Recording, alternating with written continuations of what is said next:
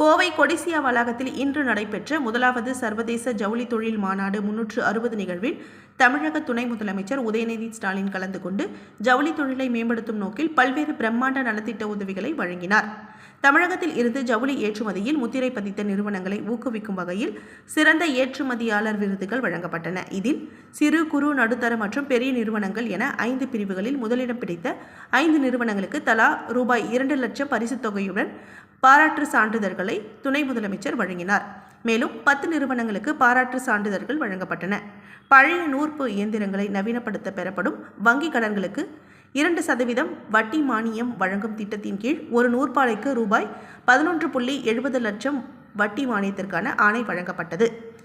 அதேபோல் சாதாரண விசைத்தறிகளை நவீன ரேப்பியர் தறிகளாக மாற்றவும் புதிய தறிகள் வாங்கவும் 12 விசைத்தறியாளர்களுக்கு மொத்தம் ரூபாய் 67.49 லட்சம் மானியமாக வழங்கப்பட்டது. துணி நூல் பதனிடும் பிரிவில் புதிய ஆலைகள் தொடங்கவும் விரிவாக்கம் செய்யவும் முன்வந்த 3 நிறுவனங்களுக்கு மூலதன முதலீட்டு மானியமாக சுமார் ரூபாய் 1092 கோடி வழங்க அரசின் கொள்கை அளவிலான ஒப்புதல் ஆணை வழங்கப்பட்டது. இது ஜவுளித்துறையில் மிகப்பெரிய வேலைவாய்ப்புகளை உருவாக்கும் என எதிர்பார்க்கப்படுகிறது.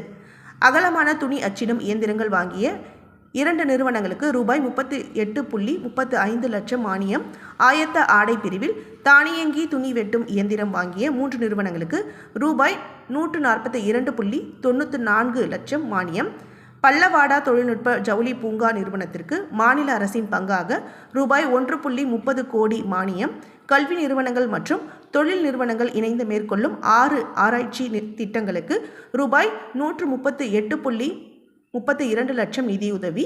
இந்த மாநாட்டின் மூலம் கோவையின் ஜவுளி தொழில் உலக தரத்திற்கு உயரும் என்றும், குறிப்பாக செயற்கை இழைகள் மற்றும் தொழில்நுட்ப ஜவுளி பிரிவில் தமிழகம் முதன்மை மாநிலமாக திகழும் என்றும் துணை முதலமைச்சர் தனது உரையில் குறிப்பிட்டார். இந்த நிகழ்ச்சியில் அமைச்சர்கள், அரசு உயர் அதிகாரிகள் மற்றும் ஜவுளித்துறை சார்ந்த பலர் கலந்து கொண்டனர்.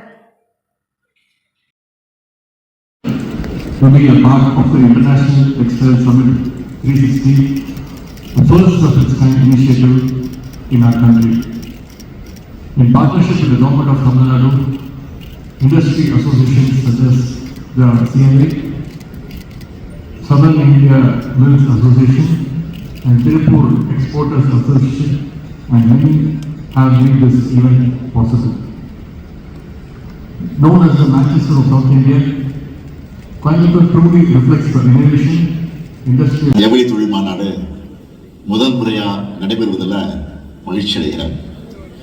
இந்தியாவின் 2வது பெரிய பொருளாதாரம் கொண்ட மாநிலம் நம்ம தமிழ்நாடு.